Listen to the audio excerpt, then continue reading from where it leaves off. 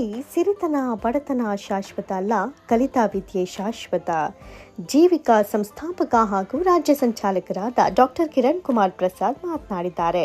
ಜೀವಿಕಾ ಜೀತ ವಿಮುಕ್ತಿ ಕರ್ನಾಟಕ ಮತ್ತು ಜೀತದಾಳು ಮತ್ತು ಕೃಷಿ ಕೂಲಿ ಕಾರ್ಮಿಕರ ಒಕ್ಕೂಟದ ವತಿಯಿಂದ ಚಾಕವೇಲುನಲ್ಲಿ ಸರ್ಕಾರಿ ಶಾಲೆ ಮಕ್ಕಳಿಗೆ ಪೂರಕ ಶಿಕ್ಷಣ ಕಾರ್ಯಕ್ರಮ ಸಂಜೆ ಶಾಲೆ ಪ್ರಾರಂಭೋತ್ಸವ ಉದ್ಘಾಟನೆ ಮಾಡಿ ಅವರು ಮಾತನಾಡಿದರು. ನಮ್ಮ ಈ ಕಾರ್ಯಕ್ರಮದ ಮೂಲ ಉದ್ದೇಶ ಸರ್ಕಾರಿ ಶಾಲೆಗಳಲ್ಲಿ ಓದುವಂತ ವಿದ್ಯಾರ್ಥಿಗಳು ತಮ್ಮ ಮನೆಯ ಬಡತನದಿಂದ ವಿದ್ಯಾಭ್ಯಾಸ ಕಲಿಕೆಯಲ್ಲಿ ಹಿಂದುಳಿದಿದ್ದಾರೆ. ಕಾರಣ ಶಾಲೆ ಮುಗಿದ ಬಳಿಕ ಸಂಜೆ ಸಮಯ ಟ್ಯೂಷನ್ಗೆ ಕಲಿಸಲು ಆಗದೆ ಟಿವಿ, ಮೊಬೈಲ್, ಆಟ ಮತ್ತೊಂದು ಅಂತ ಸಮಯ ಕಳೆಯುತ್ತಿದ್ದು, ಇದರಿಂದ ಮಕ್ಕಳು ಹೆಚ್ಚು ಶೈಕ್ಷಣಿಕವಾಗಿ ಹೆಚ್ಚು ಕಲಿಕೆಯಲ್ಲಿ ಬೆಳೆಯಲು ಆಗ್ತಾ ಇಲ್ಲ. ಆದ್ದರಿಂದ ನಾವು ಬಡ ವಿದ್ಯಾರ್ಥಿಗಳಿಗೋಸ್ಕರ ಈ ಸಂಜೆ ಶಾಲೆ ಅಂತ ನಮ್ಮ ಒಕ್ಕೂಟದ ವತಿಯಿಂದ ಪ್ರಾರಂಭ ಮಾಡಿದ್ದೇವೆ ಎಂದರು. ಇನ್ನು ಇದರಿಂದ ಎಲ್ಲ ಪೋಷಕರು ತಮ್ಮ ತಮ್ಮ ಮಕ್ಕಳನ್ನ ನಮ್ಮ ಈ ಸಂಜೆ ಶಾಲೆಗೆ 1ರಿಂದ 10ನೇ ತರಗತಿಯವರೆಗೂ ಓದುವ ಮಕ್ಕಳನ್ನ ಕಳಿಸಿದ್ರೆ ಅವರ ಉತ್ತಮ ಶಿಕ್ಷಣ ಕಲಿಕೆಯಲ್ಲಿ ಮತ್ತಷ್ಟು ಉಪಯೋಗ ಮಾಡಿದಂತಾಗುತ್ತೆ. ಅದೇ ರೀತಿ ಪೋಷಕರು ತಮ್ಮ ಮಕ್ಕಳನ್ನ ಕೆಟ್ಟ ಪರಿಣಾಮ ಬೀರುವಂತಹ ಕೆಲಸ ಕಾರ್ಯಗಳಿಂದ ದೂರ ಉಳಿಸಿ ಒಳ್ಳೆಯ ಮಾತುಗಳನ್ನ, ವಿದ್ಯೆಯನ್ನ, ಸಂಸ್ಕೃತಿಯನ್ನ ಕಲಿಸುವಂತಹ ಕೆಲಸ ಮಾಡಬೇಕು. ಆಗ ತಮ್ಮ ಮಕ್ಕಳು ಸಮಾಜದಲ್ಲಿ ಒಳ್ಳೆಯವರಾಗಿ ಬೆಳೆಯಲು ಸಾಧ್ಯ ಅಂತ ತಿಳಿಸಿದ್ರು.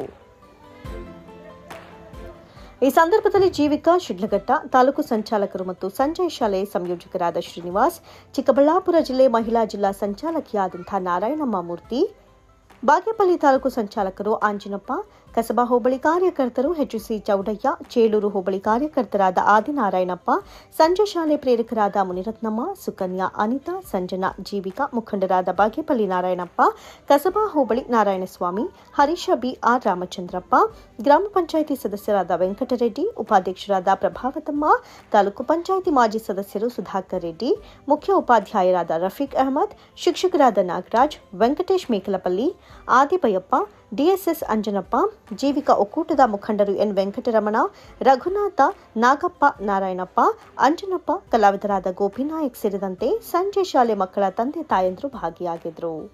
Bureau report, MNS news Kannada, Chelur.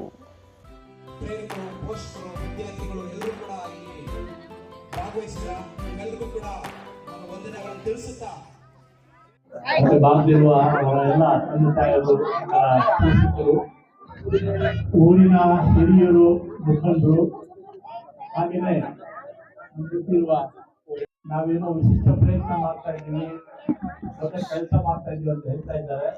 ಆದರೆ ಇದು ಒಂದು ಚಿಕ್ಕ ಪ್ರಯತ್ನ ಅಂತ ನಾನು ಹೇಳ್ಬೇಕಂತ ಹೇಳ್ತಾ ಇದ್ದೇನೆ. ಯಾಕಂದ್ರೆ ಈ ಕೆಲಸ ಎಲ್ಲ ಸಂಪನ್ಮೂಲ ಇರುವಂತಹ, ಎಲ್ಲ ಸಾಮರ್ಥ್ಯ ಇರುವಂತಹ, ಎಲ್ಲ ನುರಿತ ಸರ್ಕಾರಿ ವ್ಯವಸ್ಥೆ ಇರುವಾಗ ಪ್ರತ್ಯೇಕವಾಗಿ ಇತ್ತೀಚೆಗೆ ಅಲ್ಲಿರುವ ಶಿಕ್ಷಕರೆಲ್ಲ ನುರಿತ ಶಿಕ್ಷಕರೇ. ಬಹುಶಃ ಈ ಖಾಸಗಿ ಶಾಲೆಗಳಿಗೆ ಹೋಗುವ ಶಿಕ್ಷಕರು ಎಲ್ಲೂ ಅಲ್ಲಿ ಅಡ್ಮಿಷನ್ ಸಿಕ್ಕಾಗ ಈ ಶಾಲೆಗೆ ಹೋಗ್ತಾರೆ.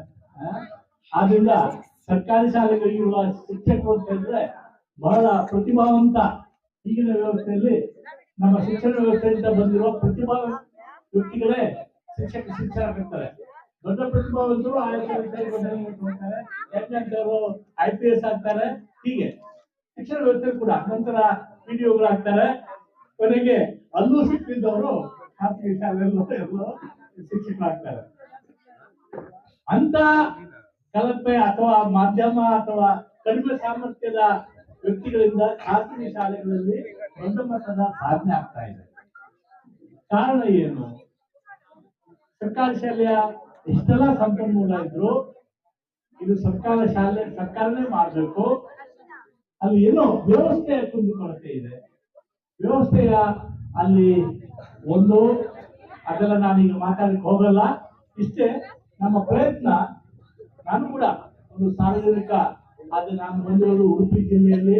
ಅಲ್ಲಿಯ ಸರ್ಕಾರಿ ಶಾಲೆಯ ಯಾವುದೇ ಶಾಲೆಯಿಂದ ಬಂದವರು ಉತ್ತಮವಾದ ಶಿಕ್ಷಣ ಪಡೆಯುತ್ತಾರೆ. ಇಲ್ಲಿಯ ಶಾಲೆಗೆ ನೋಡಿದ್ರೆ ಅದೇ ಸರ್ಕಾರಿ ವ್ಯವಸ್ಥೆ.